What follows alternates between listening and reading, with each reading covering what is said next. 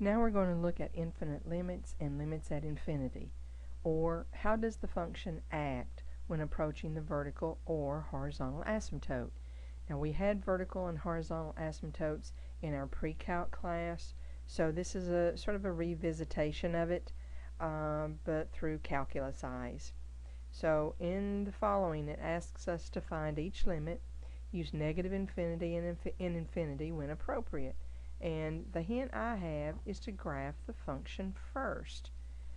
So I think I will go ahead and graph it. Let me get my calculator up. Now it's asking us to find what happens, or the limit of this function as x approaches negative 3 from the left-hand side. So let's see. There's my x squared over x plus 3. I put some of the other functions in just to save a little bit of time. And when it's highlighted, when the equal sign's highlighted, that means it will graph it. These other ones are turned off for right now. So let me go ask it to graph. Now if you'll notice, I do have something going on right here. The curve does exist on the other side, because right here it looks like I should have a vertical asymptote at x equals negative 3. I do not see this part, so I think I'll make my window just a bit bigger. I'm going to multiply all of these values by 2.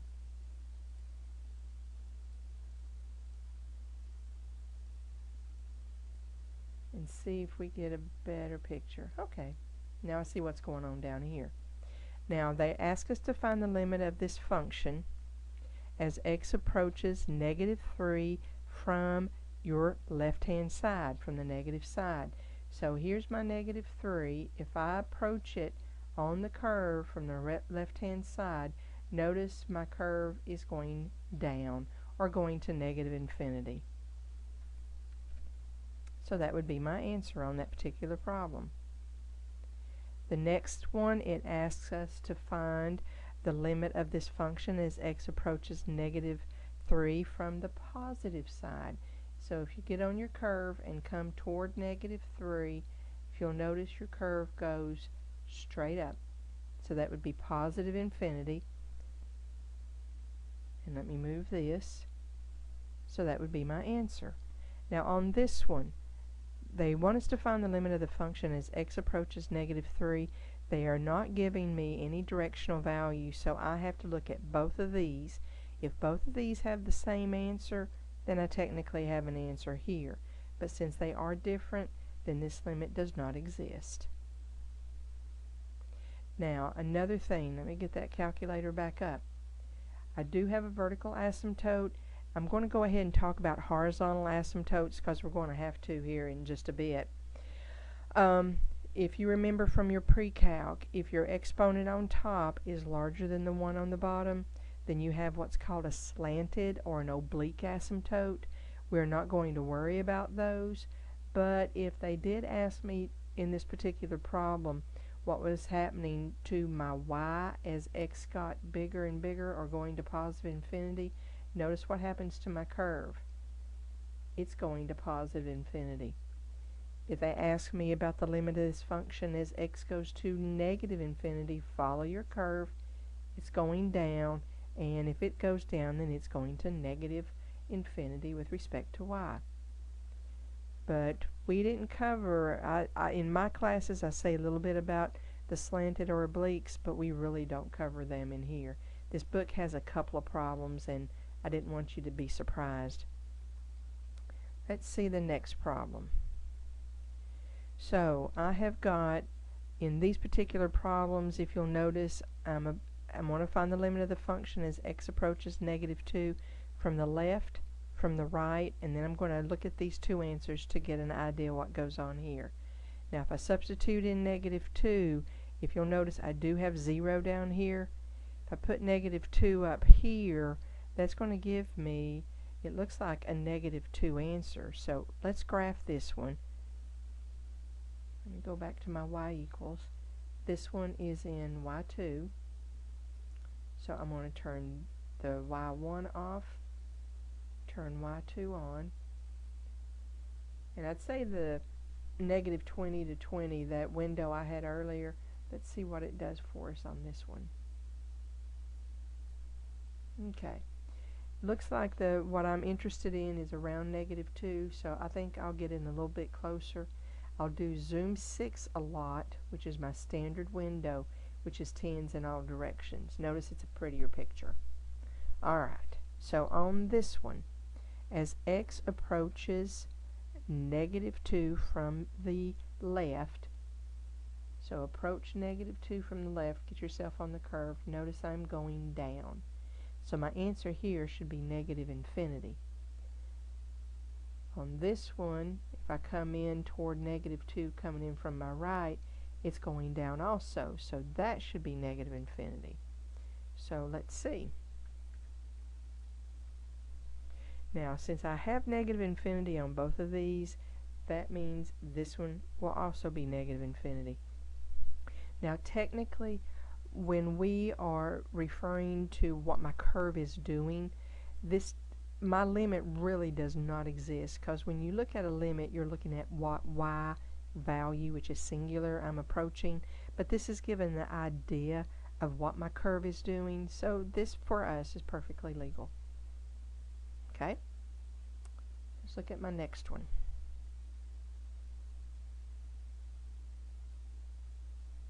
Okay, must have something going on here.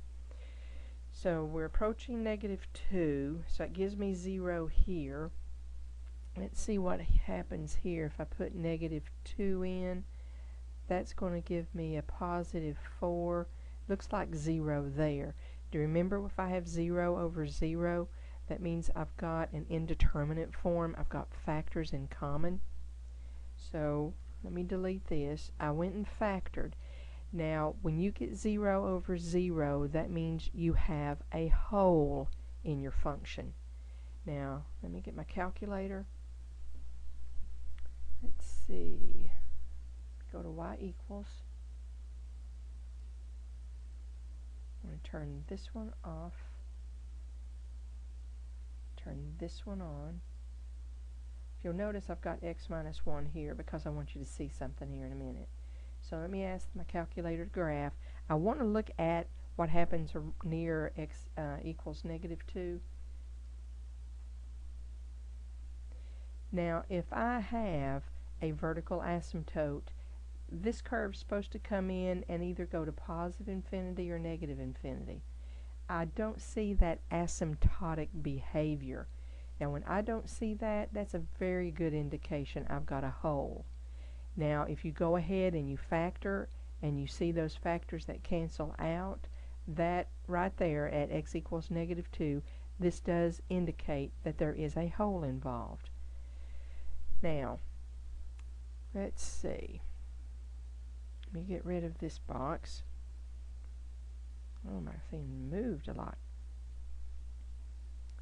Now, coming back here, I've got -3. That's because I substitute -2 in here. But if I do it on my graph, I did second trace for the calc menu. I want value, and I'm going to get real close to -2 coming in from the left-hand side. So that would be -2 point, let's do bunches of zeros, 1. Let's see where I get. Notice I'm real close to -3. When I approach, remember, I don't get there, I just get real close. So that would be taking care of that value. Now let's come in from the positive side. So if I come in from the positive side, I need to be to the right of -2. So let's type in a -1 point, bunches of 9s. Hit enter. If you round that, that will give me a -3 also. I do not know why it's doing that. So, since these values are the same, this is not giving me any directional value. I'm getting irritated. I do not know why it's doing that. Okay. Now, I've got this here because I wanted you to see something else. Now, I've got a hole going on in my original function at -2, comma -3. So I'm going to get my window. Let's see, let me start -3 to -1. I'm trying to get my x value right in the middle here, and I'm also going to try to get my y value right in the middle. So my y min, let's put in -4. My y max is -2. Let's see. There's my hole. So on a standard window I couldn't see that, but let me go back to my y equals. Let me get on my y4. Turn it on. Now remember where the hole was, because this is going to happen real quick when I ask my calculator to graph. It filled it up. That's why when I go and factor, I can then substitute these values directly into this because I don't have a hole anymore.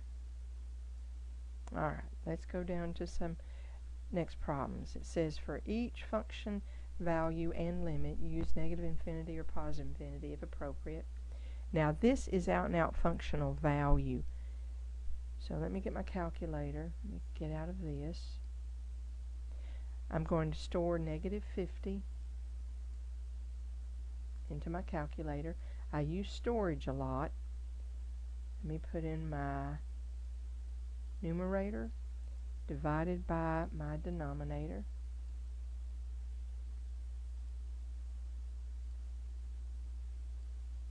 So I get 0.241025.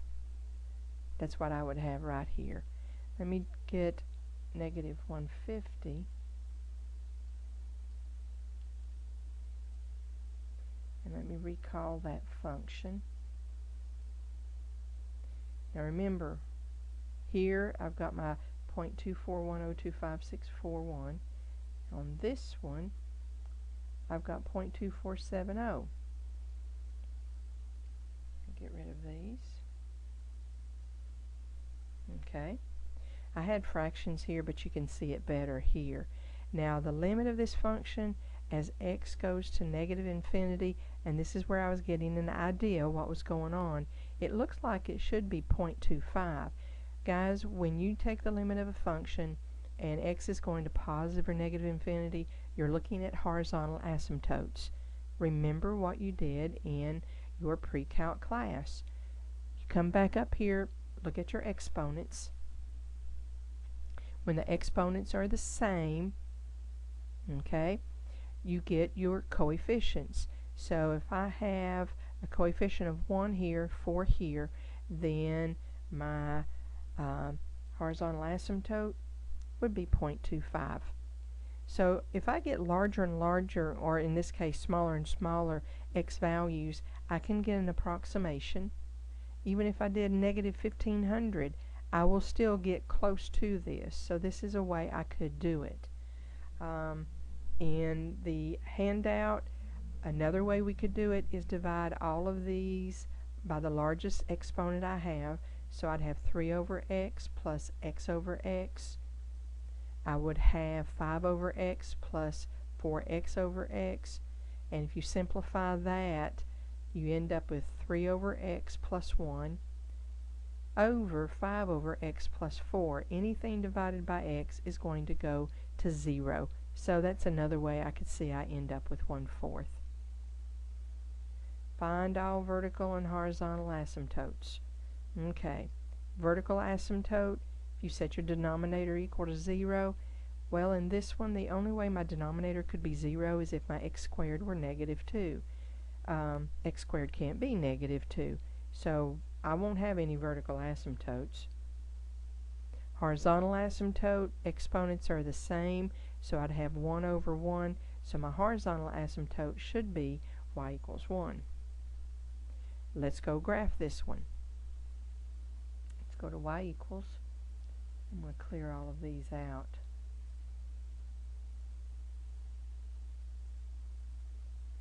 And let's see if everything I've got here is satisfactory.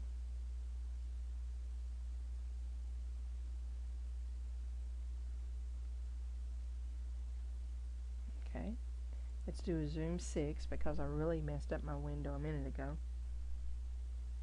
Okay. If you'll notice at y equals 1, do you see where the curve is leveling off? Also, it is solid. It comes down and then it goes back up. If I do a zoom 4, it gets me a little bit closer. You see more of the curvature here. But guys, there's no breaks. There's no vertical asymptotes. You also can see that the curve is starting to level off already at y equals 1. Alright. Let me look at this problem. A couple more. In this one, I've got x squared plus 9 over x, vertical asymptote. If I set denominator equal to 0, I'd have x equals 0. If I put 0 up here, I end up with 9 over 0, so I know there's not a hole. So my vertical asymptote should be x equals 0. Horizontal asymptote, notice I'm not talking about obliques.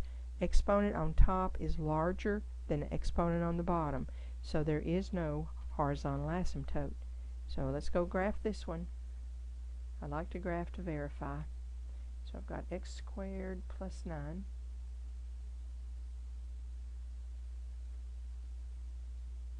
divided by x.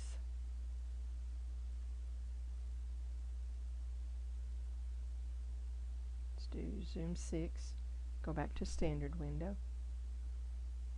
Okay, at x equals 0, do you see the asymptotic behavior? It's going down, it's going up. Notice this is slanted. I do not have a horizontal. For it to be horizontal, the curve has to level off, but it's not doing that. So I'm in agreement with that. Alright, on this one, notice my denominator is a difference of perfect squares. I could factor. If I did that, I'd have x equal, let me see, I'd have x plus 3, x minus 3. X plus 3's, that's going to cancel, so something else is going on here. I think I'll graph this one first.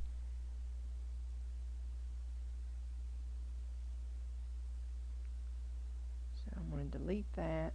Let me change this to 3. Parentheses, x squared minus 9.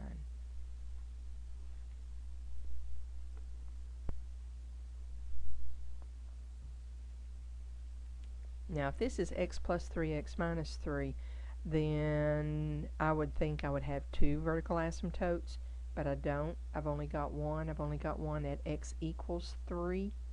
So that means this other one at negative 3, you have to have a hole there. So my vertical asymptote here is only at x equals 3. Because you can factor that. There is a hole at x equals negative 3. Horizontal asymptote, well here remember, exponent on top is smaller than the one on the bottom. It's automatically y equals 0. So let's go see. Do you see how it's leveling off right at the axis? So that would be at y equals 0. So that's it for this particular part. So you need to go do some of the homework problems. Thank you.